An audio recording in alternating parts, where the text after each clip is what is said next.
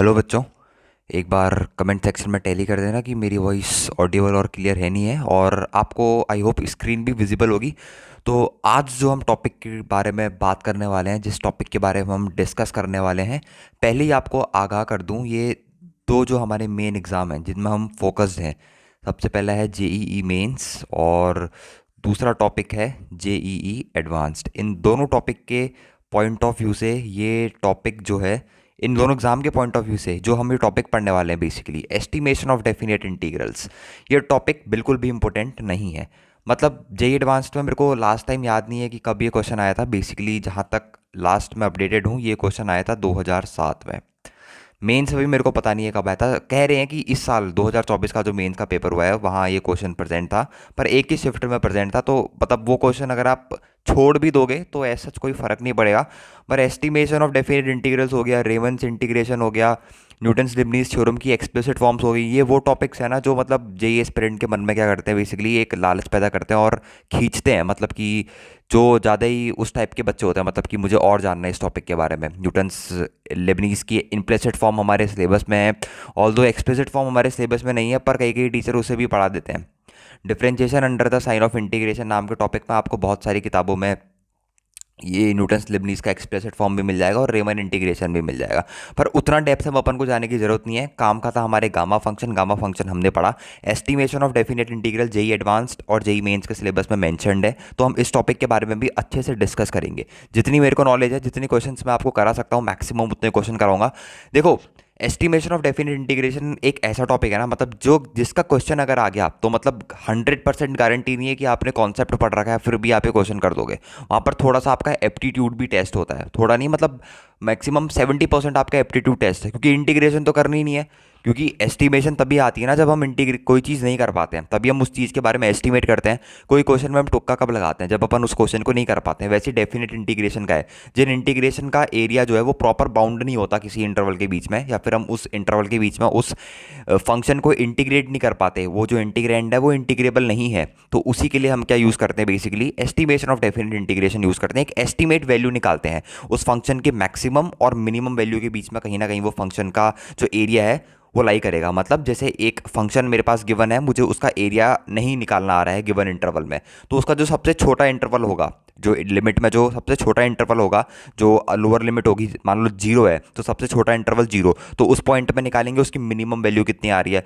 Maximum मान लो वो one तक इंटीग्रेट हो रहा है, जो कि हर केस में वन तक ही होता है। मैक्सिमम वन तक इंटीग्रेट हो रहा है तो वन में उसकी मैक्सिमम वैल्यू निकालेंगे। तो ये कह देंगे कि इसका एरिया जो है, या फिर जो इसका इंटीग्रेशन है, basically integration definite integration also gives the area under the curve. जो एरिया अंडर द कर्व है वो इसके मैक्सिमम और इसकी मिनिमम वैल्यू के बीच में लाई करता है। एक तरीके से मैंने आपको सार दे दिया डेफिनेट इंटीग्रेशन के एस्टिमेशन का। बाकी एस्टिमेशन में कुछ भी नहीं है, दो मेथड्स बेसिकली मैं आपको पढ़ाने वाला हूँ इस आज की वीडियो में। एक है रेक्टेंगुलर बॉक्स मेथड, दूसरा है मेरे पास कौन सा मेथड, कुछ रूल बोलते हैं। मेरे को रूल का माइंड में थोड़ा सा दिमाग में घुस नहीं रहा है रूल का नाम। बेसिकली कुछ रूल होता है, वो मैक्सिमम और मिनिमम के बीच में फंक्शन जिसमें लाई करता है वाला, अपन डिस्कस करेंगे अच्छे से। बिल्कुल टॉपिक में है तो बबाल टलाई में डिस्कस नहीं करवाऊंगा, अच्छे से डिस्कस कराऊंगा, प्यारे तरीके से डिस्कस कराऊंगा। ऐसे डिस्कस कराऊंगा कि आपको समझ में आ जाए। और एक क्रॉस वाला साइन जरा हटा देता हूँ, कभी कभार ऐसा होता है कि इसका क्वेश्चन आ जाए, और अच्छी रैंक जो बच्चे एस्पायर कर रहे होते हैं वो ये नहीं चाहते कि मेरा कोई भी टॉपिक छूटे, मतलब कोई भी टॉपिक से मेरा सवाल छूटे, वो ऐसा नहीं चाहते हैं। तो उन बच्चों के लिए ये वीडियो है। बाकी सब बच्चों के लिए भी है, जिसको नहीं आता है वो भी इस वीडियो को देखें। बिल्कुल बेसिक से बताऊंगा एस्टिमेशन ऑफ डेफिनेट इंटीग्रेशन आपको। ठीक हो गया। दूसरी चीज़ मैं बताऊं आपको, जो भी बच्चे रिक्वेस्ट कर रहे हैं कि सर रेमन इंटीग्रेशन में ले आओ, और सॉरी रेमान जो बोल रहा हूँ, फेमन इंटीग्रेशन में वीडियो ले आओ, इस पे वीडियो ले आओ, उस पे वीडियो लाओ। देखो, जो पहली बात मैं आपको बता दूं, मैं सिलेबस से स्टिक रहने वाला हूँ। सिलेबस के बाहर मैं वीडियो नहीं दूंगा, वो तब दूंगा जब पूरा मतलब पब्लिक की डिमांड खत्म हो जाएगी। अभी बहुत सारी डिमांडें पड़ी हैं। इसके बाद मेरे को इंटीग्रेशन है तो लिमिट ऑफ सम में बनाना है, रिडक्शन फॉर्मूला में बनाना है, बाइनोमियल थ्योरम में काफ़ी क्वेरीज आ चुकी हैं बच्चों की बाइनोमियल थ्योरम में बनानी है। इसके बाद ऑर्गेनिक केमिस्ट्री पूरी, जिसमें आपको पता है कितनी महाभारत है ऑर्गेनिक केमिस्ट्री में, उसमें थोड़ी आपके साथ टिप्स शेयर करूंगा। और कुछ जो इंपॉर्टेंट कॉन्सेप्ट्स होते हैं जो मेरे को लगता है कि एग्ज़ाम पॉइंट ऑफ व्यू से बहुत इंपॉर्टेंट है, उनके बारे में डिस्कस करेंगे। तब जाके कहीं अगर टाइम बच गया, मेरा टाइम बच गया थोड़ा सा, जो ये फेमन इंटीग्रेशन वगैरह है, मैंने भी कब से इन टॉपिक को छू नहीं रखा है, तो मैं भी इसमें थोड़ा रिसर्च करूंगा, पढ़ूंगा, तब जाके आपको पढ़ाने आऊँगा। समझ रहे हो? तो अभी तो भूल जाओ उसकी वीडियो आना, रेमन फेमन इंटीग्रेशन और ये जो आप ये लिटिल थियरम वगैरह बोलते हो, ये तो मतलब बाहर ही है सिलेबस से। ये लेप्लास ट्रांसफॉर्म वगैरह वगैरह सब बाहर है सिलेबस से, इस पर दिमाग मत लगाओ।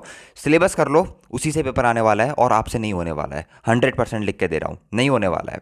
बहुत कम बच्चों से होगा, सेलेक्टेड वंस जो सेलेक्ट होते हैं उनसे ही होगा, सबसे नहीं होने वाला। तो जो सिलेबस है उसको पढ़ते हैं, उसमें अपनी जो है वो पकड़ स्ट्रॉन्ग करते हैं और आगे बढ़ते हैं। Let's start. Estimation of definite integration. देखो, कुछ फंक्शन मैं आपके सामने लिख रहा हूँ यहाँ पे, प्यारे तरीके से समझेंगे अपन एस्टिमेशन ऑफ डेफिनेट इंटीग्रेशन को। बहुत डिमांडेड वीडियो है एस्टिमेशन ऑफ डेफिनेट इंटीग्रेशन के ऊपर। ठीक है, एस्टिमेशन का मतलब आपको समझ में आ गया ना। जब हमारे पास कोई फंक्शन, जैसे मेरे को एक इंटीग्रेशन देने के लिए मैंने आपको ये फंक्शन दिया है, इंटीग्रेशन ऑफ, ये पता नहीं आज कुछ ज़्यादा ही सेंसिटिव हो रहा है, integration of e to the power x square d x. ये मैंने आपको फंक्शन करने इंटीग्रेट करने के लिए दिया। तो आप कहोगे सर ये नॉन इंटीग्रेबल फंक्शन है। कौन सा फंक्शन है? नॉन इंटीग्रेबल फंक्शन है। मतलब मैं इसको सर इंटीग्रेट नहीं कर पाऊंगा, कुछ भी मेथड लगा लो सर, मैं इसको इंटीग्रेट कर ही नहीं पा रहा हूँ, कर ही नहीं पाऊंगा सर मैं इसको इंटीग्रेट। मैंने जितना पढ़ रखा है उसके हिसाब से तो मैं इसको इंटीग्रेट नहीं कर पा रहा हूँ। मतलब अगर ये फंक्शन इंटीग्रेबल नहीं है तो इसके जो एरिया अंडर द कर्व है, मतलब मैं आपसे पूछूं, मान लो एरिया अंडर द कर्व निकालो इसका, किसका? E to the power x. ये कुछ ज़्यादा ही सेंसिटिव हो रहा है आज, पेंटेम। E to the power x square d x, 0 से 1 के बीच में इसका एरिया अंडर द कर्व निकालो। तो आप इसकी परफेक्ट वैल्यू तो नहीं निकाल पाओगे, इसकी परफेक्ट वैल्यू तो आप नहीं निकाल पाने वाले हो, क्योंकि जब तक ये फंक्शन इंटीग्रेबल ही नहीं है तब तक इसमें आप लिमिट कैसे पुट कर सकते हो बताओ? जब तक आपके पास ये फंक्शन इंटीग्रेबल नहीं है तब तक आप इसमें इसकी लिमिट वगैरह वैल्यू कैसे पुट कर सकते हो? नहीं पुट कर सकते हो, बिल्कुल सही बात है बच्चों। दूसरा फंक्शन एक और देता हूँ आपको, मैं कहता हूँ आपसे इसको इंटीग्रेट करो। किसको sir? Sign x upon x को इंटीग्रेट कर दो बच्चों मेरे लिए। नहीं हो पाएगा सर, अगेन नहीं हो पाएगा। ये फेवन इंटीग्रेशन से बड़े शानदार तरीके से होता है, पर in future we will discuss फेवन इंटीग्रेशन। अभी आपको लालच तो मैं देता हूँ हर वीडियो में, पर वीडियो नहीं लाता हूँ। ये सब बच्चे सोच रहे होंगे हर वीडियो में सर एक बार नाम जरूर लेते हैं फेवन इंटीग्रेशन का, पर उस पर वीडियो नहीं आती। आएगी धीरे धीरे, देखते हैं कैसी सिचुएशन बनती है, उसके हिसाब से वीडियो पक्का लाऊंगा, प्रॉमिस है। जीरो से लेके, अगर आप कहोगे कि ये नॉन इंटीग्रेबल फंक्शन है, तो अगर मैंने पूछ दिया मान लो उसका एरिया निकाल दो जरा, थोड़ा सा आज ज़्यादा सेंसिटिव हो रहा है मेरे पास मेरा पेन टैब। 0 से π/2 के बीच में मेरे को उसका एरिया निकाल के बताओ बच्चों। किसका sir? Sign x upon x d x का। सर नहीं निकल पाएगा, कैसी बात कर रहे हो आप? पागल हो गए हो क्या? जब नॉन इंटीग्रेबल फंक्शन है तो आप मेरे को उसका एरिया निकालने के लिए कैसे दे सकते हो? ये प्रॉपर बाउंड ही नहीं है। मतलब उसी फंक्शन का एरिया अंडर द कर्व निकल सकता है जो प्रॉपर बाउंडेड होता है, किसी इंटरवल में प्रॉपर बाउंड है, मतलब किसी दो इंटरवल के बीच में क्लोज है, तभी उसका एरिया निकल सकता है ना सर। वैसे अगर खुला हुआ फंक्शन है तो उसका एरिया नहीं निकल सकता। इसका ग्राफ देखना आप, इसका एक कर्व आता है bell shaped curve, bell shaped curve, bell shaped curve. और इसका जो असल में जो इंटीग्रेशन होता है ना, इसका बहुत सही इंटीग्रेशन होता है, जेकॉबियन वगैरह इसमें यूज़ होता है, मज़ेदार इंटीग्रेशन होता है। मैंने सीख रखा है, आपको नहीं सिखाऊंगा, लालच दे रहा हूँ। इसको बोलते हैं बेसिकली, शायद वहाँ पर -x² आ रहा था तो उसे बोलते हैं गॉसियन सरफेस का integration. Integration Gaussian surface integration बोलते हैं, शायद से उसे पढ़ सकते हो कोरा वगैरह में। मैंने इसमें थोड़ा सा रिसर्च वगैरह कर रखी है, तब मैं आपको बता रहा हूँ उसके बारे में जानकारी, बाकी आपको नहीं बताऊंगा, लालच दे दे रहा हूँ। लालच देना मेरा काम है, आपको भड़काना, मजाक कर रहा हूँ। ठीक है, एक और फंक्शन देता हूँ आपको, उसको इंटीग्रेट करके दिखाओ। Integration of under root of sine x, इसको इंटीग्रेट करके दिखाओ। सर नहीं हो पाएगा इंटीग्रेट, कैसे फंक्शन ला गए सर आप? ये कोई भी इंटीग्रेट नहीं हो पा रहा। अच्छा, इसको इंटीग्रेट करके दिखाओ। Integration of cos x upon under root of x into d x, sir ये भी नहीं हो पा रहा। अच्छा, इसको करके दिखा दो, फिर कुछ तो कर दो आज, एक तो कर दो इसमें से इंटीग्रेशन खुद से। Integration sine x upon under root x, sir ये भी नहीं हो पा रहा। एक और दे रहा हूँ, चलो लास्ट वाला, ई टू दी पावर माइनस का, यहाँ पर ये सेंसिटिविटी इसकी ज़्यादा बढ़ गई है, ई टू दी पावर माइनस का x square into d x, इसको इंटीग्रेट कर दो। सर इनमें से कोई भी फंक्शन मेरे बस की इंटीग्रेट करने वाले नहीं है, ये सारे के सारे नॉन इंटीग्रेबल फंक्शन है। मतलब बच्चों, अगर नॉन इंटीग्रेबल फंक्शन का मेरे से पूछ रखा है डेफिनेट इंटीग्रेशन, मतलब इसमें लिमिट डाल दी। मान लो ये फंक्शन है, इसमें मैंने लिमिट डाल दी 0 से लेके π/2, मतलब एक तरीके से डेफिनेट इंटीग्रेशन मेरे को क्या देता है बच्चे? एरिया अंडर द कर्व देता है। पर जब तक फंक्शन इंटीग्रेबल नहीं है तो मैं एरिया अंडर द कर्व तो नहीं निकाल सकता, ये बात तो पक्की है।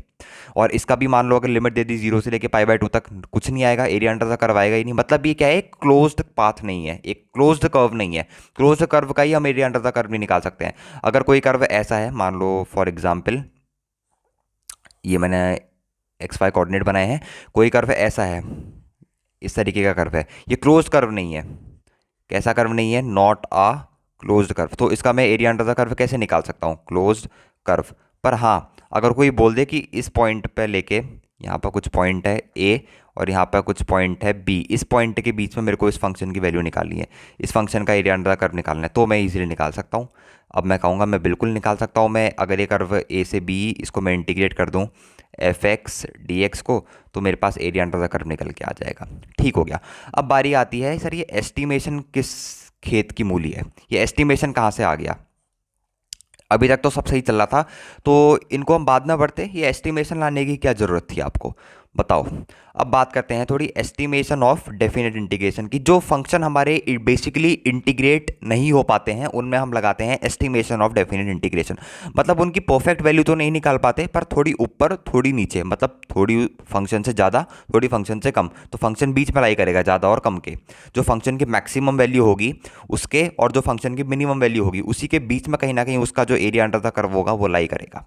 तो वो एस्टिमेट वैल्यू हम क्वेश्चन वाले को लाके दे देते हैं और उसी हिसाब से हमारे ऑप्शन जो होते हैं अपन को गिवन होते हैं। अब बात करते हैं कुछ इंपॉर्टेंट ट्रिक्स की, कुछ इंपॉर्टेंट कॉन्सेप्ट्स की, कुछ इंपॉर्टेंट टैकल करने की, क्वेश्चन को बीच बीच में टैकल करने के लिए आएगा, तो मैं आपको बताता हूँ। जैसे फॉर एग्जाम्पल एक पहला स्टेटमेंट पे लिखता हूँ, कुछ बहुत ध्यान से देखना है, ये बहुत ध्यान से देखने वाली चीज़ें हैं, ठीक है। फिर बीच में आप बोलोगे कि सर ये आपने कैसे कर दिया। सबसे पहले मैं बोलता हूँ अगर मैं लिखूँ sine x is always less than x, तो क्या आप मेरी बात से सहमत हो, ये बताओ, सीधे सीधे बताओ। सर बिल्कुल सहमत है। आपको कई बच्चे पूछेंगे आप कैसे ये कैसे लिख दिया भाई, ये आपने ये ज्ञान कैसे आ गया आपको, मतलब ये अद्भुत ज्ञान कहाँ से प्रकट कर दिया आपने। तो मैं यहाँ पर बनाता हूँ वाई इक्वल्स टू एक्स का कर्व। ये मेरे पास है कौन सी line, y equal to x वाली। अब जो ये थोड़ी सी वैसे गंदी बन गई, 45 डिग्री का स्लोप होता है, मैंने कुछ ज़्यादा स्लांट बना दी, ये बना दिया मैंने वाई इक्वल्स टू एक्स का कर्व। और जो y equals to sine x का कर्व होता है वो उस पर टच करते हुए जाता है।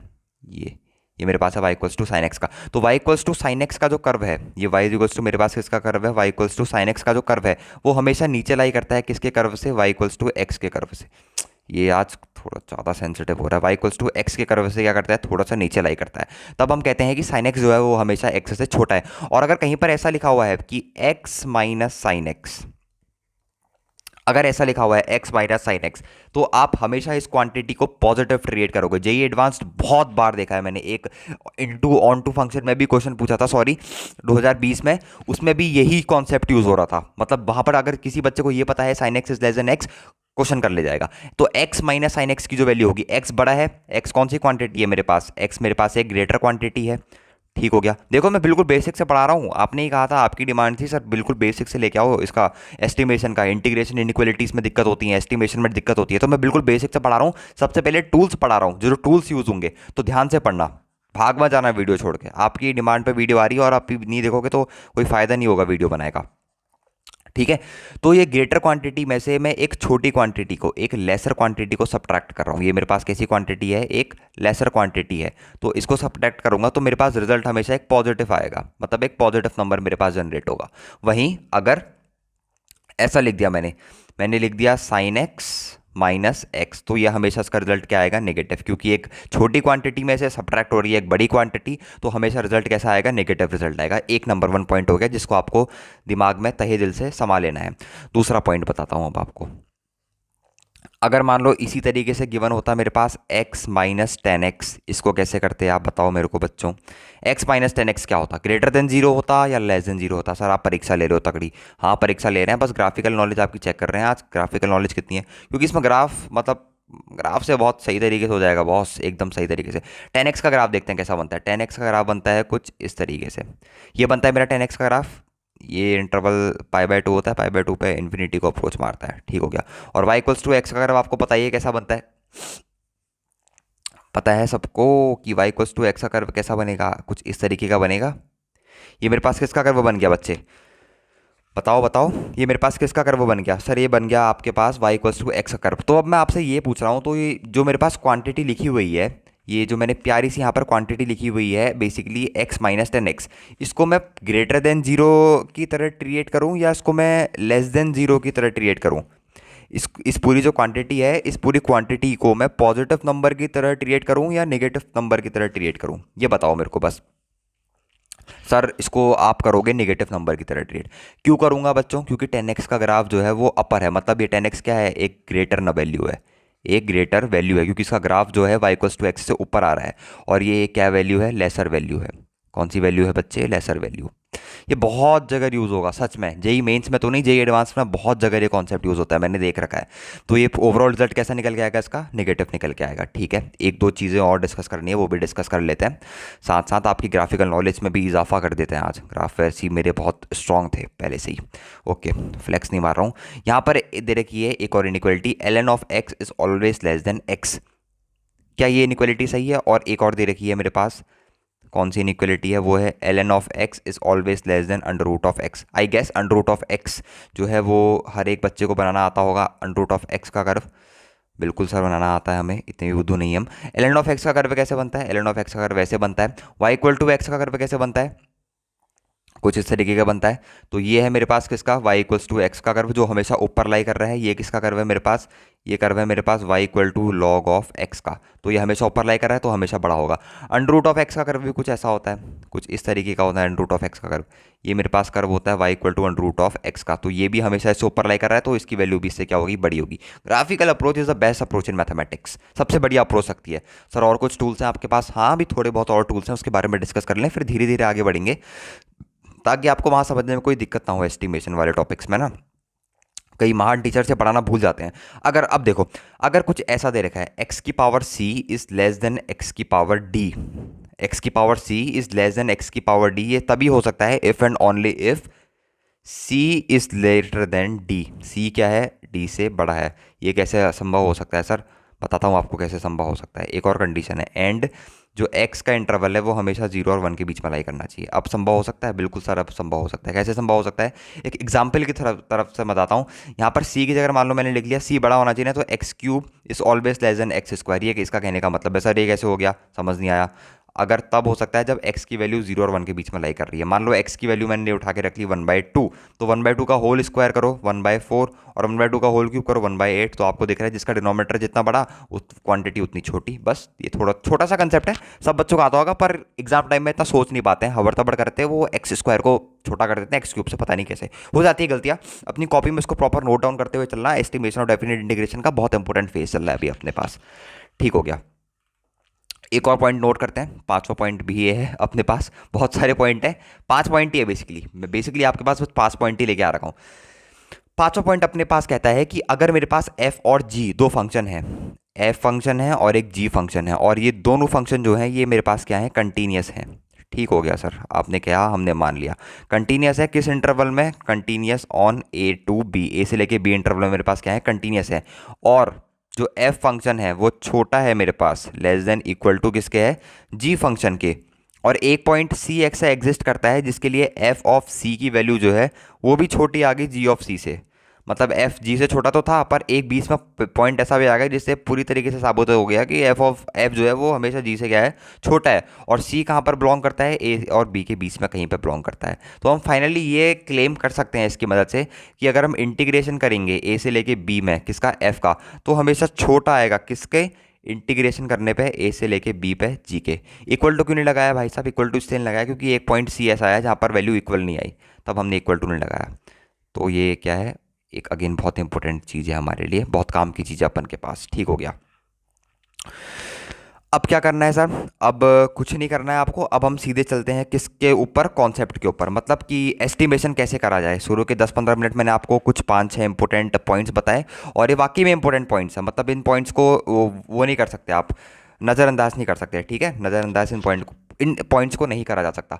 तो अब पढ़ते हैं कि एस्टिमेशन कैसे करते हैं डेफिनेट इंटीग्रेशन का। आज तक इस टॉपिक का नाम सुना था, जेईई एडवांस के लिए बहुत इंपॉर्टेंट है, जो कि है नहीं, पर इसको एस्टिमेट करना कैसे सीखते हैं, मतलब हाउ टू एस्टिमेट क्या है एस्टिमेशन में। सबसे पहले मैं आपको बताता हूँ, एक इंपॉर्टेंट बात बताना चाहता हूँ। वो इंपॉर्टेंट बात ये है, ये इनइक्वालिटी से कौन कौन सेटिस्फाइड करता है मेरे को ये बताओ। मॉड ऑफ इंटीग्रेशन ए से लेके बी, ध्यान से देखना इनइक्वालिटी को, F of x d x का होल मॉड, ये हमेशा लेस देन इक्वल्स टू होगा किससे, इंटीग्रेशन ए से लेके b mod of f of x d x. Basically ये क्या देगा मेरे को, ये देगा मेरे को एरिया, सॉरी यार, ये देगा मेरे को एरिया अंडर द कर्व ही देगा, एरिया अंडर द कर्व, क्योंकि डेफिनेट इंटीग्रेशन है तो एरिया अंडर द कर्व ही देने की कोशिश करेगा। और ये क्या देगा मेरे को, ये भी मेरे को क्या देगा बच्चों, एरिया अंडर द कर्व देगा सर। तो ऐसा क्यों हो रहा है कि मॉड लगाने से इसका एरिया बड़ा आ जा रहा है, इसका एरिया छोटा आ जा रहा है, बताओ ऐसा आपने इनइक्वालिटी देखा होगा, पर ऐसा क्यों हो रहा है इसको ग्राफिकली अप्रोच से समझते हैं बहुत ही बेहतरीन तरीके से।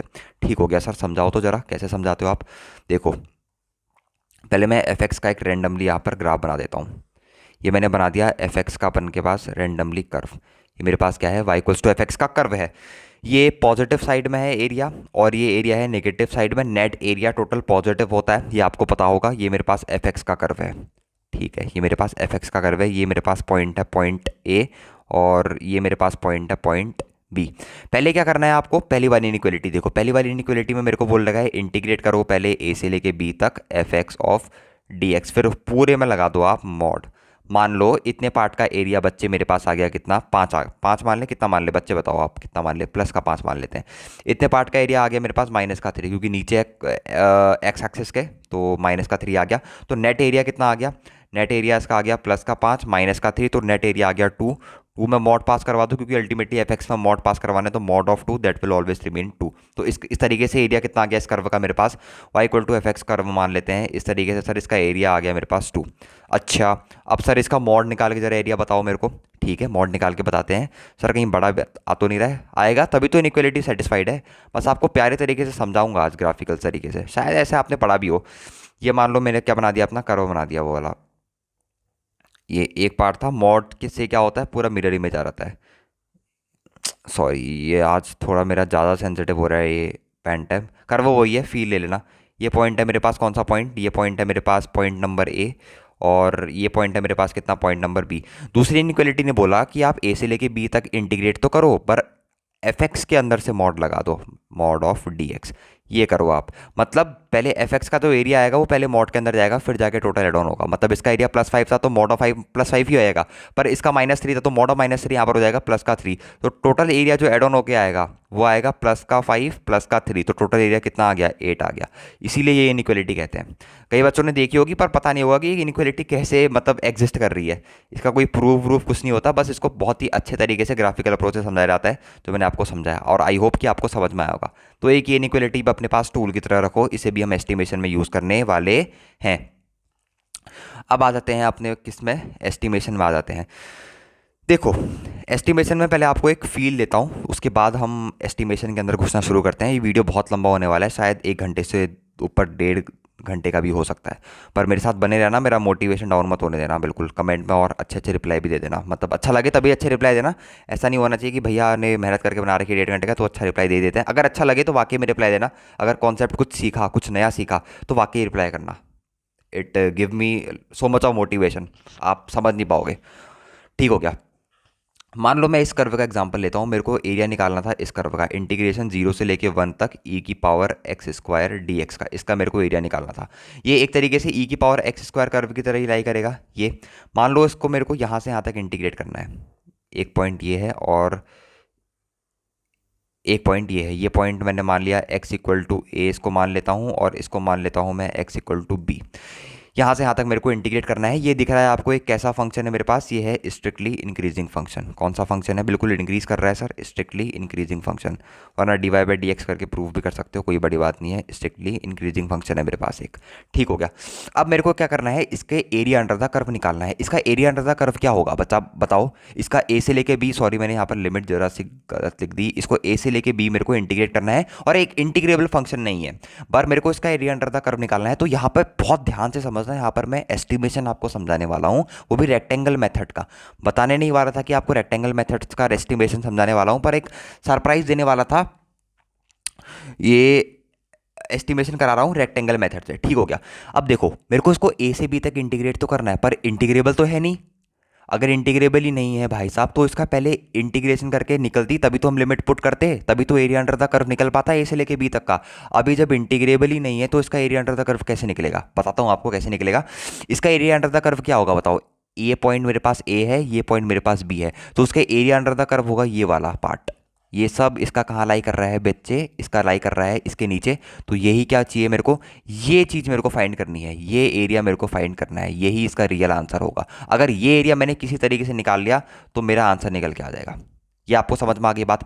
अब मेरी बात ध्यान से सुनना, ये एरिया कैसे निकालते हैं, बिल्कुल ध्यान से समझना। बिल्कुल आपको फील लेके बताऊंगा, कोई मैंने आपको इसीलिए नहीं बताया इसको रेक्टेंगल मेथड कहते हैं, आपको फील लेके समझाऊंगा। मान लो मैंने यहाँ पर जहाँ पर ये इंटरसेक्ट कर रहा है कुछ पॉइंट होगा, इस पॉइंट पे इस फंक्शन की वैल्यू निकाल ली। इस पॉइंट पे इस फंक्शन की वैल्यू आ गई मेरे पास, मान लो एफ ऑफ ए। और इस पॉइंट पे मेरे पास फंक्शन की वैल्यू कितनी आ गई बच्चे, इस पॉइंट पे मेरे पास फंक्शन की वैल्यू आ गई एफ ऑफ बी। और इसको मैं ऊपर अगर ज्वाइन करना चाहूँ तो ऊपर ऐसे कुछ ज्वाइन हो सकता है मेरे पास। अब मेरे पास देखो, अब क्या करना है बेसिकली, मेरे को कौन सा एरिया निकालना था ये पता लग गया बच्चा। कौन सा एरिया निकालना था ये पता लग गया है आपको। बिल्कुल सर, ये वाला एरिया निकालना है आपको। मैंने अभी आपको ये जो मेरा पेन का वो है टिप है, ये आपको दिख भी रही होगी हिलती हुई, ये वाला एरिया निकालना है अपने को। तो ये वाला एरिया कैसे निकाल सकते हैं, ये पॉइंट को मैं बेसिकली ऊपर मैच करवा दे रहा हूँ इसके साथ। अगर देखो यहाँ पर से जो मैंने इस पॉइंट पे वैल्यू निकालनी है, अगर यहाँ से मैं एक स्ट्रेट लाइन ऐसे डाल दूँ, ये मैंने एक स्ट्रेट लाइन डाल दी। अगर मैं इस एरिया की बात करूँ, ये वाले एरिया की बात, सॉरी यार आज इसकी सेंसिटिविटी कुछ ज़्यादा ही हाई हो रखी है, पता नहीं इसकी सेंसिटिविटी लो करनी भी नहीं आती मेरे को लिटरली। बच्चे प्लेलिस्ट बनाने के लिए बोल रहे हैं, प्लेलिस्ट नहीं बन पा रही है मेरे से। ठीक है, अब देखो पहले मैं ये जो रेक्टेंगल दिख रहा है, इस रेक्टेंगल का नामकरण कर देता हूँ ए बी सी और डी। मैं A B C D rectangle का एरिया निकालता हूँ। A B C D rectangle का एरिया कितना आ जाएगा, देखो ये इसका नीचे वाला पार्ट कितनी हो जाएगी, लेंथ इंटू ब्रेड्थ होता है बेसिकली।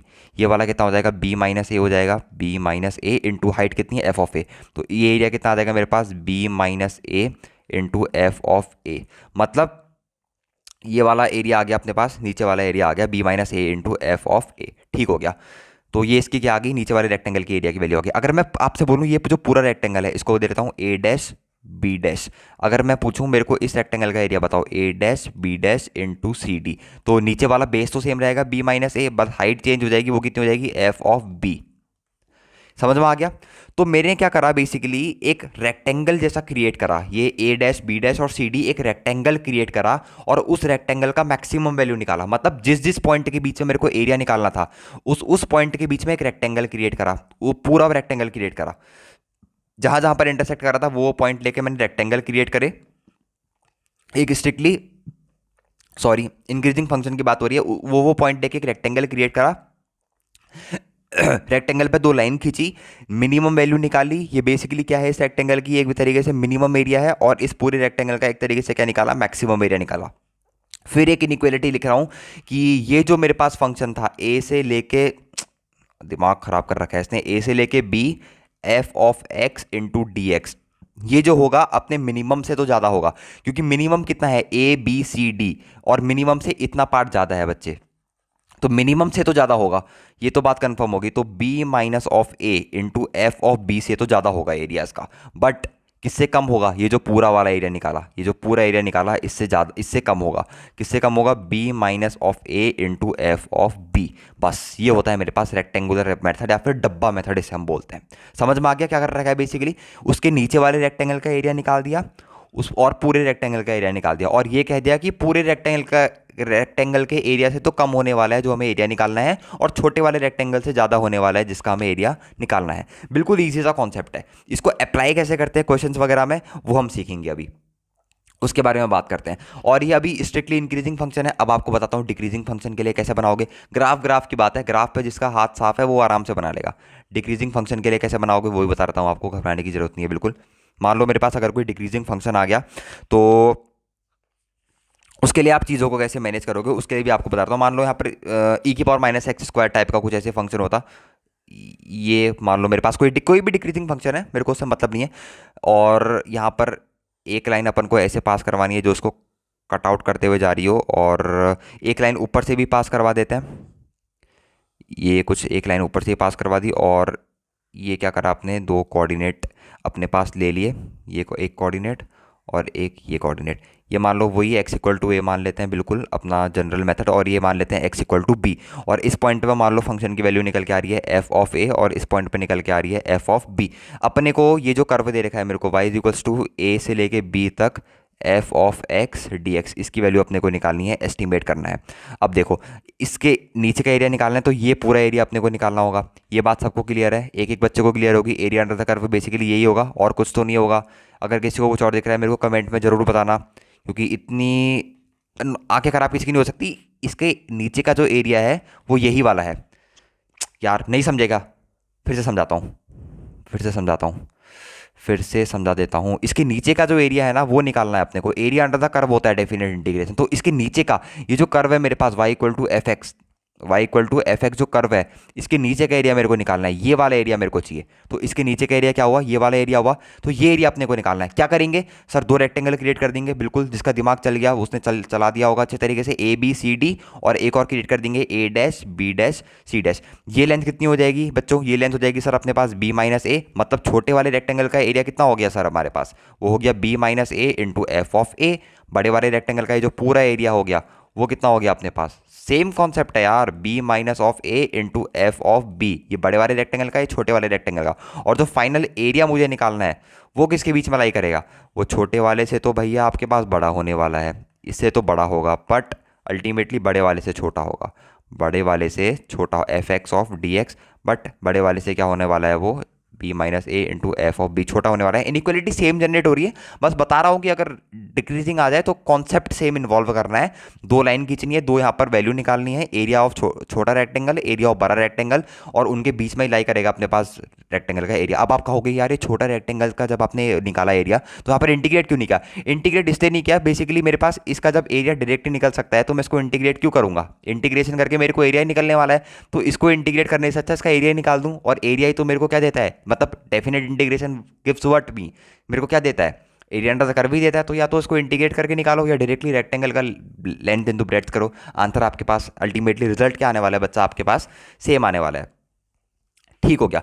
अब जो सबसे कॉमन एग्जाम्पल है उस एग्जाम्पल के साथ अपन शुरुआत करते हैं। सबसे कॉमन जो एग्जाम्पल है, काफ़ी लंबा था, काफ़ी अच्छा कॉन्सेप्ट था, काफ़ी लंबा कॉन्सेप्ट था। आई होप कि आपको समझ में आया होगा, पर एक बार में नहीं आया तो दो तीन बार देखोगे तो समझ में आ जाएगा। गला भी बैठ गया। इलस्ट्रेशन लेता हूँ। मान लो मेरे को इसको जो है वो करना है, अप्रॉक्सीमेट करना है, 0 से लेके 1 तक दे रखा है ई की power x square into d x. देखो रेक्टेंगुलर मेथड या फिर डब्बा मेथड का जो कॉन्सेप्ट है वो मैंने आपको सिखा दिया है, कॉन्सेप्चुअली इतना ही था। अब एक और मेथड होता है, पता नहीं उसका नाम मेरे को याद नहीं आ रहा, पर एक और मेथड होता है, मैं आपको उसी इसके बाद जस्ट वही बताऊंगा। पहले इसके क्वेश्चन वगैरह प्रैक्टिस कर लेते हैं। जो क्वेश्चन को हम इस मेथड से करेंगे वो मेरे को उतनी प्रिसाइजली वैल्यू नहीं देते हैं। प्रिसाइज वैल्यू का मतलब क्या है बच्चा यहाँ पर, कि मेरे को जैसे इस इंटीग्रेशन की कुछ वैल्यू आएगी कि ये इंटीग्रेशन डैश डैश इसके बीच में लाई करता है। पर जो दूसरा वाला मेथड है वो उस मेथड की मदद से करोगे तो मेरे को ज़्यादा प्रिसाइज वैल्यू देता है, ज़्यादा अच्छे तरीके से डेप्थ में जाके वैल्यू देता है, ज़्यादा प्रिसाइज मिलती है मेरे को। और इसमें एक रेंज ऐसी मिल जाती है पर वहाँ पर ज़्यादा प्रिसाइज मिलती है। समझेंगे कैसे मिलती है प्रिसाइज, वो सब बात की बातें हैं। इसका सबसे पहले क्या करते हैं, ग्राफ ड्रॉ करते हैं अपन। ग्राफ यहाँ पर आधे बच्चे की फट गई होगी कि ये ग्राफ कैसे आ जाएगा, ग्राफ कैसे बनेगा अपना। ये 1.0 ले लो, मैक्सिमम ही जा रहा है 1 तक, तो एक पॉइंट अपन ले लेते हैं 1। तो जब 0 डालोगे इस फंक्शन के अंदर e टू दी पावर 0, तो e टू दी पावर 0 कितना बन जाएगा, बिल्कुल 1 बन जाएगा। तो एक point x axis y axis में आ गया 1। अब इसमें डालोगे 1 तो कितना बन जाएगा e, तो कितना बन गया अपने पास, यहाँ पर बन गया e। तो सबसे पहले क्या करते हैं, डब्बा क्रिएट कर देते हैं, या फिर पहले डब्बा ही क्रिएट कर देते हैं। ये x इक्वल टू 1 तक, और ये यहाँ से लेके नीचे तक। और ग्राफ कैसा बनेगा अपना, e की पावर एक्स स्क्वायर है, सबको पता है, अपवर्ड ओपनिंग ही बनेगा कुछ इस तरीके का। और एक और लाइन यहाँ से अपन को क्या कर देनी है, यहाँ तक मिला देनी है। ठीक हो गया। अब निकालना है इसका एरिया अंडर द कर्व, वो 0 से लेके 1 तक। ये मेरे पास कर्व है बेसिकली कौन सा, y is equals to e to the power x square का। इसका एरिया अंडर द कर्व निकालना है, मतलब ये वाला पार्ट निकालना है, ये पार्ट अपने को निकालना है। तो अगेन दो रेक्टेंगल बनते हुए जिस बच्चे को दिख गए उसकी आंखें काफ़ी सही हैं, बिल्कुल चमक गया होगा आपको, चमकीला चमकीला चमक गया होगा। एक रेक्टेंगल मेरे पास ये बन के आ रहा है, ये दिख रहा है आपको एक रेक्टेंगल। थोड़ा सा यहाँ पर स्टाइलस से इसको दबा के डार्क कर देता हूँ ताकि आपको कोई दिक्कत ना हो दिखने में, बिल्कुल आपको साफ साफ दिखना चाहिए। ये मेरे पास क्या बन के आ गया, एक रेक्टेंगल का एरिया ये बन के आ गया। इस रेक्टेंगल का एरिया निकालो, इसका बेस कितना है बेसिकली बच्चे 1 है, और हाइट भी कितनी है मेरे पास इसकी 1 है। तो 1 इंटू 1 कितना निकल के आ गया इसका एरिया ई। और अभी दूसरा वाला रेक्टेंगल, ये पूरा रेक्टेंगल का एरिया निकालो, ये पूरे का एरिया निकालो, इस पूरे का एरिया कितना निकल के आ जाएगा। इसकी हाइट देखना, बेस वही है, मैंने इसीलिए फोकस करा था वहाँ पे कि बेस सेम रह रहा है पर हाइट चेंज हो रही है। हाइट कितनी होगी यहाँ पर बच्चों ई, तो ई इंटू बेस कितना है 1, तो कितना आ गया ई। मतलब इसका जो इंटीग्रेशन आएगा, मतलब जो इसकी वैल्यू आएगी 0 से लेके 1 e to the power x square into d x, इसकी जो वैल्यू निकल के आएगी वो अल्टीमेटली 1 से तो बड़ी निकल के आने वाली है, क्योंकि इस छोटे वाले रेक्टेंगल से तो बड़ी होने वाली है। पर ये जो बड़ा वाला रेक्टेंगल है इससे वो छोटी होगी, मतलब लेस देन किससे होगी, ई से छोटी होगी। यहाँ पर क्या आ जाएगा, ई इससे छोटी होगी। बस इतना सा करना होता है आपको, बॉक्स मेथड या फिर रेक्टेंगुलर मेथड में। बाकी आपको कुछ एक्स्ट्रा करने की जरूरत नहीं है, इतना सा करोगे तो अपना काम हो जाता है, काम हो जाता है बेसिकली। अब आती है बारी दूसरे वाले मेथड की। दूसरे वाले मेथड को मैं सोच रहा हूँ आपको यहीं सब पर समझा दिया जाए ताकि आपको कोई भी दिक्कत ना आए। इसी के नीचे समझाता हूँ और ये एग्जांपल लेके उसको उससे वो भी कर देता हूँ, क्या बोलते हैं उसको, टैली भी कर देता हूँ या फिर प्रूफ भी कर देता हूँ। टैली शब्द मेरे लिए बहुत कॉमन हो गया, कमेंट सेक्शन में वॉइस टैली कर देना। इसमें एक दो बच्चा कमेंट भी आया है, देखो आदत जैसी पड़ गई है, अब उसको आदत को चेंज नहीं कर सकते। तो ऐसी साइकिल को चलने दो, जैसी साइकिल चल रही है उस साइकिल को चलने दो, अपने आप सही चल रही होगी। अगर मेरे पास तीन फंक्शन, मैंने एग्जांपल लिए, मान लो मेरे पास तीन फंक्शन है। एक फंक्शन है मेरे पास h x is less than f of x is less than g of x. ये मेरे पास तीन फंक्शन है, मेरे को कुछ इस तरीके से दे रखे हैं। इनकी वैल्यूज जो एक्स का इंटरवल है वो दे रखा है मेरे को ए से लेके बी तक। एक्स का इंटरवल मेरे को दे रखा है कहाँ से कहाँ तक, ए से लेके बी तक। अब मैं देखता हूँ क्या करता हूँ, एक जादू करता हूँ आपके सामने। मेरे को तीन फंक्शन दे रखे हैं और मेरे को बताना है कि इनकी ये जो एफ ऑफ एक्स फंक्शन है ये है मेरे पास non integrable function. Non integrable function f of x मेरे पास कैसा फंक्शन है, एक नॉन इंटीग्रेबल फंक्शन है। और एच ऑफ एक्स और जी ऑफ एक्स क्या है, मेरे पास बनाए हुए फंक्शंस हैं। मतलब आपको एफ ऑफ एक्स और जी, एफ ऑफ एक्स जो नॉन इंटीग्रेबल फंक्शंस है उसमें से दो फंक्शन ऐसे बनाने पड़ेंगे। एक फंक्शन जिसकी वैल्यू जो नॉन इंटीग्रेबल फंक्शन है उससे क्या हो, कम हो, लेस देन, जिसकी वैल्यू क्या हो, less than non integrable function. Non integrable function से जिसकी वैल्यू क्या हो, छोटी हो। एक ऐसा फंक्शन बनाना पड़ेगा नॉन इंटीग्रेबल फंक्शन में से, और एक ऐसा फंक्शन बनाने पड़ेगा जिसकी वैल्यू क्या होगी, ग्रेटर देन, समझ रहे हो, greater than integrable function, greater than integrable function, sorry integrable नहीं, नॉन इंटीग्रेबल फंक्शन। एक फंक्शन आप नॉन इंटीग्रेबल फंक्शन में से एक फंक्शन ऐसा बनेगा जिसकी वैल्यू नॉन इंटीग्रेबल फंक्शन से छोटी हो, और एक फंक्शन नॉन इंटीग्रेबल फंक्शन में से ऐसा बनेगा जिसकी वैल्यू नॉन इंटीग्रेबल फंक्शन से बड़ी हो। समझ गए? फिर हम इजीली क्या करेंगे, उनकी वैल्यूज को एस्टिमेट कर देंगे। अब क्या करेंगे यहाँ पर, बेसिकली आप इंटीग्रेशन लगाएंगे, इंटीग्रेशन लगाएंगे, इंटीग्रेशन ए से लेके बी, ए से लेके बी, ए से लेके बी, और ये दोनों कुछ इस तरीके से क्रिएट होंगे जो इंटीग्रेबल होंगे, और ये नॉन इंटीग्रेबल का नॉन इंटीग्रेबल ही रहेगा। ग्राफ की मदद से समझाऊं तो ग्राफ की मदद से भी समझा देता हूं आपको। ग्राफिकल अप्रोच से ये होता है ना, मतलब एकदम दिमाग में घुसती हैं चीज़ें, जब दिखता है ना प्रैक्टिकल तब बच्चों को मज़ा आता है। तो मान लो मेरे पास तीन ग्राफ हैं, कैसे ग्राफ माने, कोई भी रैंडम शेप शेप के ग्राफ मान लेते हैं। एफ एक्स को बीच में कर, ये देखो यार मैं कह नहीं रहा हूँ आज इसकी सेंसिटिविटी कुछ ज़्यादा ही हाई हो रखा है आज ये, हाई जबकि मेरे को होना चाहिए लेक्चर लेते समय, और हाई हो रखा है अपने पास अपना पेन टैब। ये मेरे पास मान लो कर्व है एफ ऑफ एक्स जो कि बीच में लाई करेगा। एक और कर्व है मेरे पास एच ऑफ एक्स जो कि सबसे नीचे लाई करेगा, जो कि उससे वैल्यू छोटी होगी। और एक और कर्व है मेरे पास जी ऑफ एक्स जिसकी वैल्यू सबसे बड़ी होगी। और दो इंटरवल मान लेते हैं अपन, एक मान लिया ए और एक मान लिया बी, कोई बुरी बात नहीं है, मान लिया ये। अब जो एच एक्स के नीचे का एरिया है वो है ये एरिया, ठीक हो गया सर, दिख गया। जी एफ ऑफ एक्स की जो नीचे का एरिया है वो है अपने पास ये एरिया, ठीक है सर, ये भी दिख गया अपने को। और ये क्या हो गया,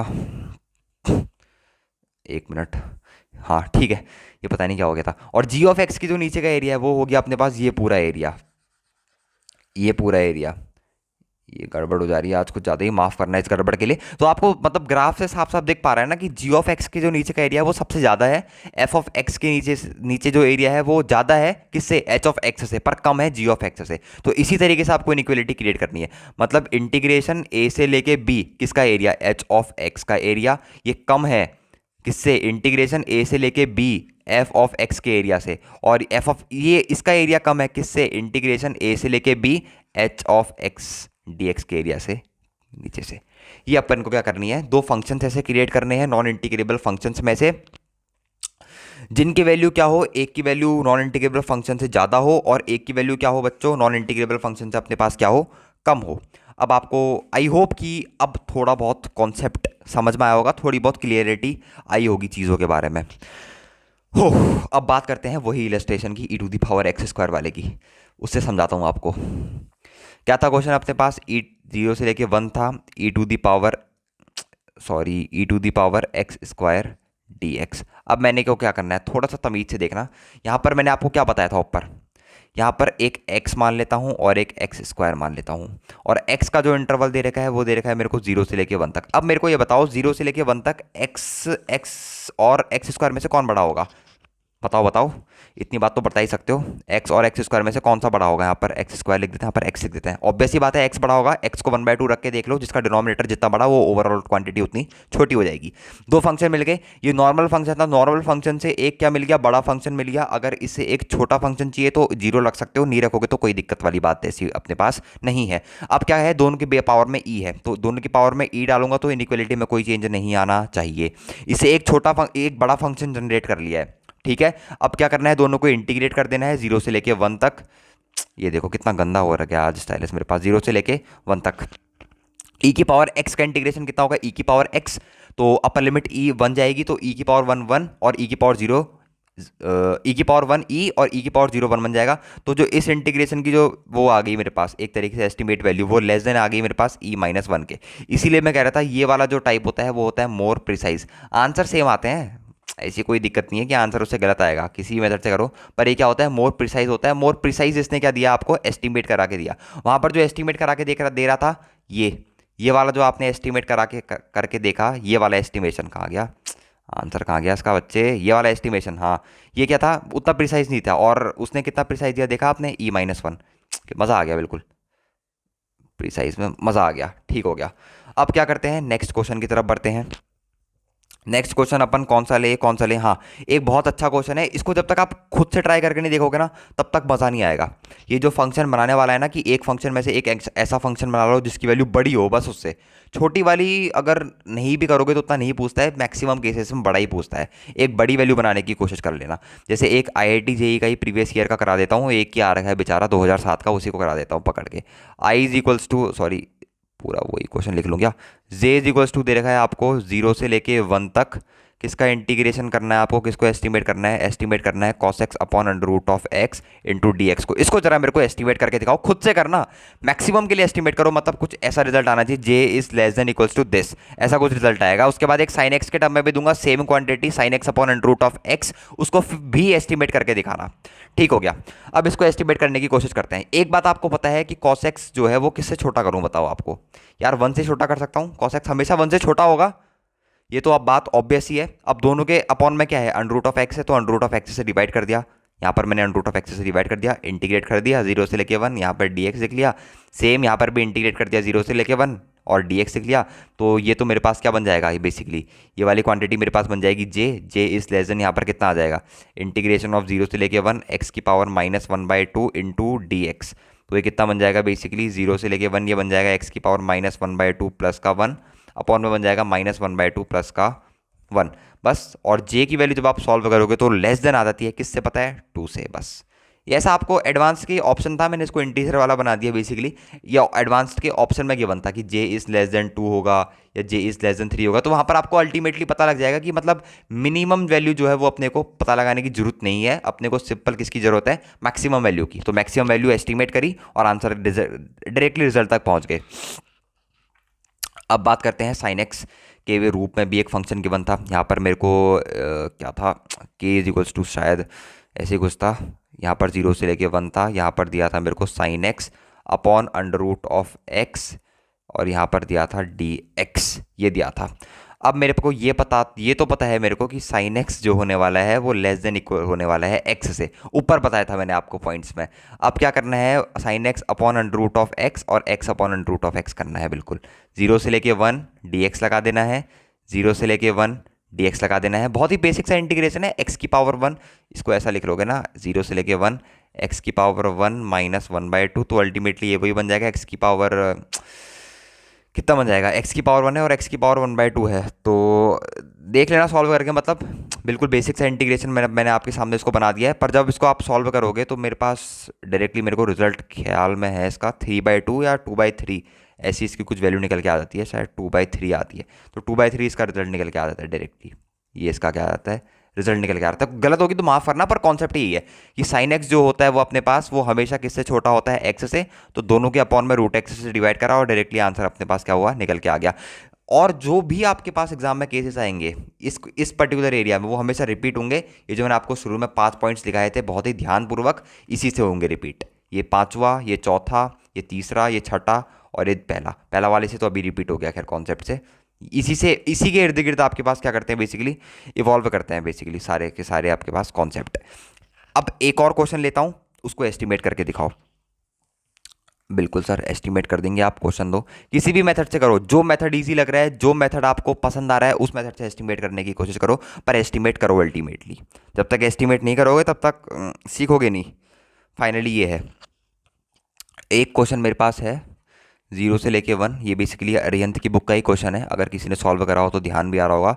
dx अपॉन मेरे को दे रखा है 1 + x² प्लस 2x⁵। इसको किसके किसके बीच में एस्टिमेट करना है? एस्टिमेट करना है π/3 से लेके किसके बीच में एस्टिमेट करना है? π/4 के बीच में। प्रूफ करना है कि ये इसके बीच में लाई करेगा। अब इसको आप रेक्टेंगल मेथड से भी कर सकते हो, कोई मेरे को दिक्कत वाली बात नहीं है। आईआईटी में रिजल्ट आंसर आना चाहिए, बस आपका ऑप्शन से मैच होना चाहिए। इसको आप रेक्टेंगल मेथड से भी एस्टिमेट कर सकते हो, और जो मैंने दूसरा वाला मेथड बताया, नाम याद नहीं आ रहा उसका, उससे भी एस्टिमेट कर सकते हो। दूसरे वाले मेथड से कंसेप्चुअली एस्टिमेट हो रहा है, पर रेक्टेंगल मेथड से फील नहीं आ पा रही है कि कर्व हमेशा वैसा ही क्यों बन रहा है, क्योंकि हर केसेस में दो ही तरीके के कर्व बनेंगे, एक ऊपर को जाते हुए और एक नीचे को जाते हुए। एक और केस आता है जहाँ पर एक मिनिमम या फिर मैक्सिमम पॉइंट आ जाता है, वो आपके सिलेबस में फिलहाल तो नहीं है, कई जगह पढ़ा दिया जाता है। मैं नहीं पढ़ा रहा हूँ क्योंकि अभी तक तो उसमें कोई ऐसा कोई क्वेश्चन रिलेटेड आ नहीं रखा है। इसको एस्टिमेट करने की कोशिश करते हैं। इसको कैसे एस्टिमेट करोगे आप, मेरे को ये बताओ। बेस देखो, डिनोमिनेटर में नजर डालो, डिनोमिनेटर में नजर डालो तो पहले इसको 1 + x² में तोड़ दो, बस।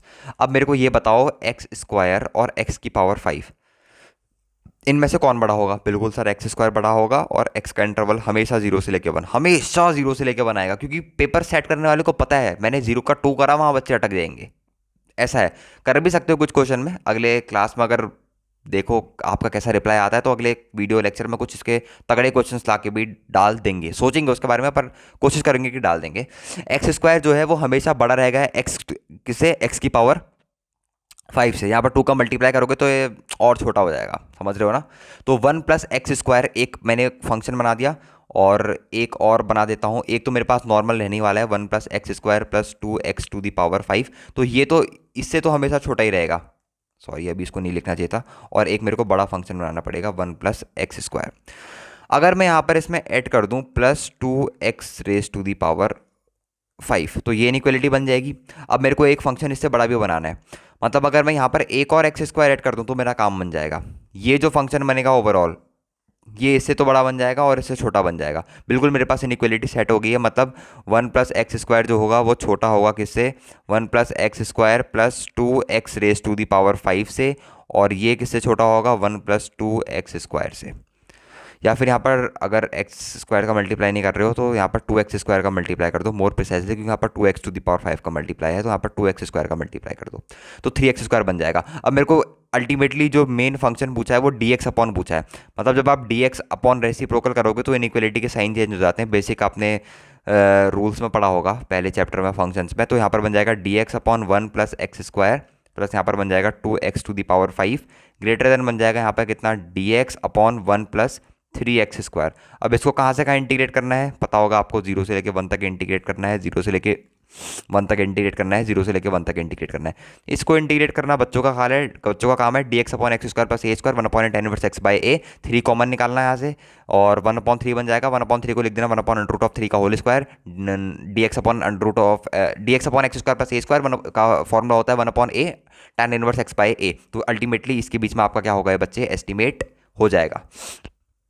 ये क्वेश्चन है, मेरे को काफ़ी प्यारा क्वेश्चन लगा, तभी मैंने आपके सामने ये क्वेश्चन प्रस्तुत करा। और एक आध क्वेश्चन और करते हैं, फिर इस लेक्चर को एंड करेंगे।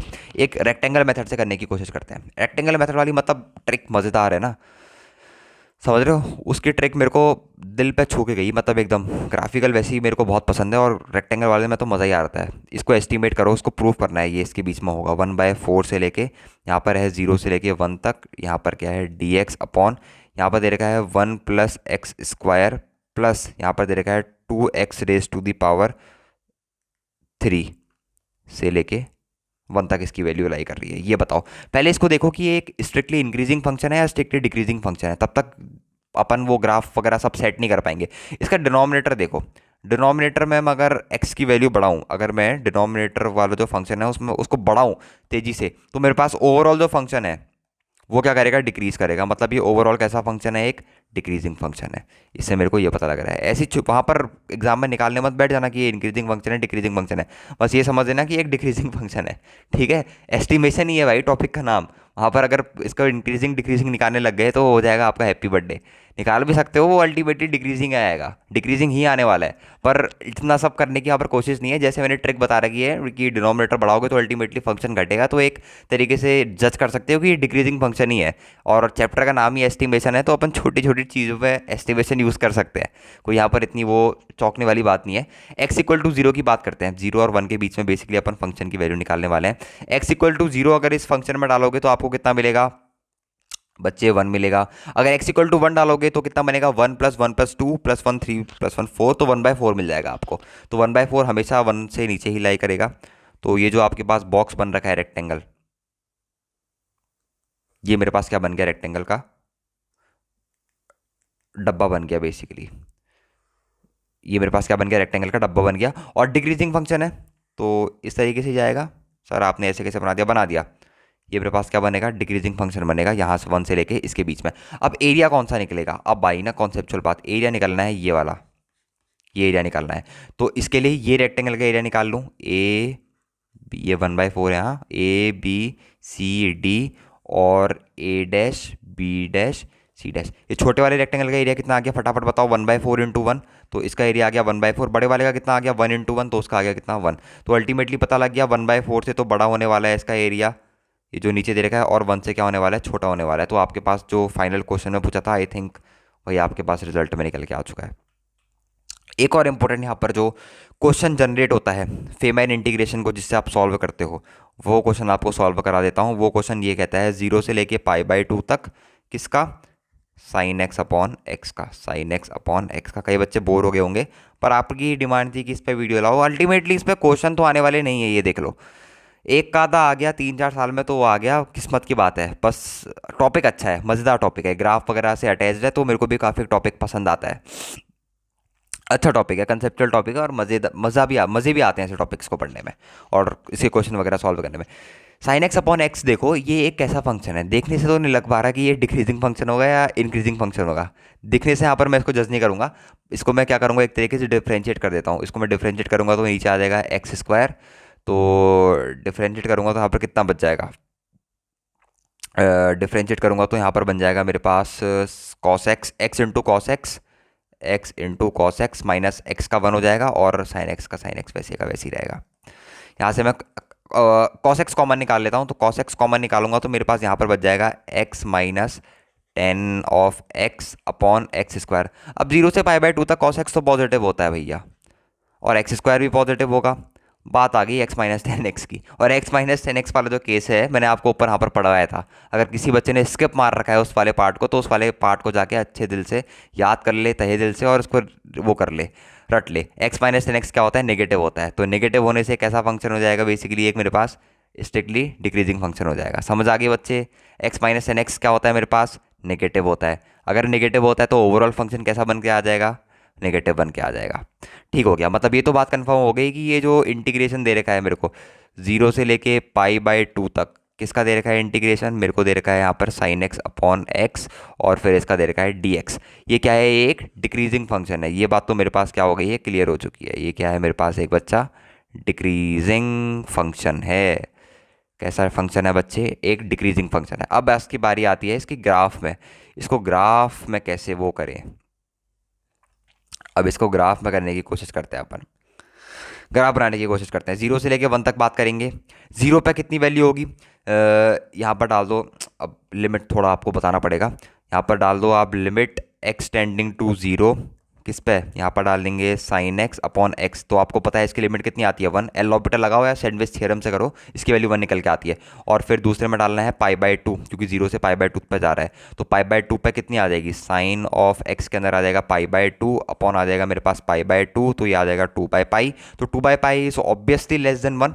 तो वन मेरे पास मान लो यहाँ कहीं पर वन आ गया, और यहाँ कहीं पर मेरे पास आ गया कितना, टू बाई पाई। और फंक्शन कैसा है, फंक्शन है एक मेरे पास डिक्रीजिंग फंक्शन। ये फंक्शन है मेरे पास एक डिक्रीजिंग फंक्शन। ये मेरे पास एक डिक्रीजिंग फंक्शन बना दिया, और ये रेक्टेंगल क्रिएट कर दिए अपने काम पूरा करने के लिए। ये देखो, और यहाँ पर से एक और लाइन ऐसे अपने क्या करा दी, इससे अटैच करवा दी। तो बेसिकली मेरे को इसके नीचे का एरिया निकालना है, तो मेरे को ये वाले एरिया की बात करनी है, जो मैं लाइन स्केच कर रहा हूँ ये वाले एरिया की बात करनी है। ये एरिया जो होगा वो छोटा होगा इस वाले एरिया से, जिसमें मैं ग्रीन लाइन चला रहा हूँ, ये इस वाले एरिया से तो छोटा होने वाला है। तो इसका एरिया कितना आ जाएगा, इसका एरिया आ जाएगा लेंथ इंटू ब्रेड्थ। लेंथ कितनी है, 2/पाई है, ठीक हो गया। 2/पाई इसकी क्या है वो, सॉरी ये 0 से 1 नहीं, यहाँ पर 0 से π/2 पे है, सॉरी मिस्टेक हो गई। यहाँ पर देखो 0 से π/2 पे है, ठीक हो गया। तो 2/पाई इंटू नीचे वाली कितनी है, π/2 - 0, तो 2 से 2 कटा, पाई से पाई कटा, तो ये 1 आ गया। अब ये पूरा एरिया देखो, पूरे का पूरा बेस तो सेम है π/2, बस इसकी हाइट चेंज हो गई है। तो π/2 इंटू 1, तो ये कितना आ गया π/2। तो हम ये कह सकते हैं कि इसका जो एस्टिमेटेड एरिया है वो 1 से तो छोटा आने वाला है, पर 1 से बड़ा आने वाला है, पर π/2 से छोटा आने वाला है, ये आप क्लेम कर सकते हो। ये स्मॉल रेक्टेंगल से तो इसका एरिया बड़ा आएगा, पर ये बड़े वाले रेक्टेंगल से इसका एरिया क्या आने वाला है, छोटा आने वाला है। तो इस तरीके से आप क्या कर सकते हो, एस्टिमेशन ऑफ डेफिनेट इंटीग्रेशन के क्वेश्चंस वगैरह क्या कर सकते हो, सारे इजीली सॉल्व कर सकते हो। मतलब देखो इसके क्वेश्चन में ये तो नहीं कहूँगा कि आपसे इसके सारे क्वेश्चन सॉल्व हो जाएंगे, हमेशा ऐसा नहीं होता बच्चा। ये टॉपिक ही कुछ इस तरीके से डिजाइन है कि इसके सारे क्वेश्चन आपसे सॉल्व नहीं हो पाते। बट अपने को क्या करना है, दो जो मेन टेक्निक्स है अपनी, रेक्टेंगल मेथड वाली टेक्निक हो गई, और कौन सी मेथड वाली टेक्निक है अपने पास, दूसरा वो जो अपन एक मैक्सिमम नॉन इंटीग्रेबल फंक्शन से एक मैक्सिमम फंक्शन बनाते हैं और एक मिनिमम फंक्शन बनाते हैं। ये दोनों जो अपने पास टेक्निक है, ये अपने को तहे दिल से याद होनी चाहिए। अगर ये दोनों टेक्निक याद है तो अपन इजीली क्या करेंगे, कोई से भी सवाल अपन क्या कर सकते हैं, अटैक कर सकते हैं। एक होमवर्क क्वेश्चन आपको दे दूं, तो होमवर्क क्वेश्चन में एक क्वेश्चन मेरे को याद तो आ रहा है, पर अच्छे से याद नहीं आ पा रहा है। इसको एस्टिमेट करके मेरे को ज़रा बताना, 0 से लेके 1, यहाँ पर मेरे को दे रखा है dx अपॉन, बेसिकली अपॉन में दे रखा है मेरे को कितना, 4 - x² - x³। इसको मेरे को एस्टिमेट करके इसका कमेंट सेक्शन में आंसर देना। जो रात को वीडियो देखेगा, अभी 11 बजे तक अपलोड होने वाली है, फटाफट 11-12 बजे तक इसको एस्टिमेट करके इसका आंसर निकाल के बताना। रेक्टेंगल मेथड से करना है, रेक्टेंगल मेथड से कर लेना इसको, और दूसरे मेथड से करना है, दूसरे मेथड से भी कर सकते हो। क्वेश्चन गलत भी हो सकता है, मेरे को पक्का कंफर्म नहीं है। अगर कुछ वो होंगे, कुछ सिंप्लीफिकेशन होंगे, तो वो मैं कमेंट सेक्शन में अपना कमेंट पिन कर दूंगा, ठीक है। तो आई होप कि आपको वीडियो अच्छा लगा होगा। और देखो बोरिंग वीडियो तो था बेसिकली, अगर इस वीडियो में थोड़ा मेरा मोटिवेशन लेवल आपको उतना हाई नहीं लगा होगा, वैसे हाई था, पर एक तरीके से मेरे को इस टॉपिक को पढ़ाने में बेसिकली बोरियत सी आती है, क्योंकि मतलब देखो एक ऐसा टॉपिक है, नॉन इंटीग्रेबल फंक्शन वाला टॉपिक है, जो इंटीग्रेशन नहीं हो पाने उनको एस्टिमेट करना होता है। और दो जो मेजर मेथड मैंने भी अपनी जेई प्रिपरेशन में याद करा था, कोई इतना फोकस नहीं करा टॉपिक में, बट दो मेथड जरूर याद कर लिए, एक रेक्टेंगुलर मेथड और एक जो दूसरा एक मैक्सिमम और एक मिनिमम फंक्शन के बीच में उसको लाई करवाना होता है। ये दोनों मेथड आप भी बिल्कुल अपने बाय हार्ट याद कर लेना। बाकी इसका क्वेश्चन आ गया तो बहुत बढ़िया, नहीं आया तो अपने नॉलेज में इजाफा हुआ है, ठीक हो गया। ऐसा मत सोचना कि बहुत बेकार चले गया टॉपिक, खाली पढ़ लिया 1 घंटे का, ऐसा बिल्कुल नहीं सोचना होता है। तो आई होप कि आपको वीडियो अच्छा लगा होगा, और अपने प्यारे प्यारे कमेंट्स कमेंट सेक्शन में डालते रहना, ऐसी सपोर्ट करते रहना मुझे, ताकि मैं और नई नई वीडियोज़ लाऊँ। अगला टॉपिक शायद मैं ऑर्गेनिक पर लाऊँ, शायद, और ऑर्गेनिक में कौन सा लाऊंगा मुझे खुद नहीं पता है, पर ऐसा लाऊंगा जिसके क्वेश्चन बहुत ज़्यादा रिपीट हो और जो बहुत ही इंटरेस्टिंग हो। तो आज की वीडियो में इतना ही रखते हैं। Okay bye, thank you.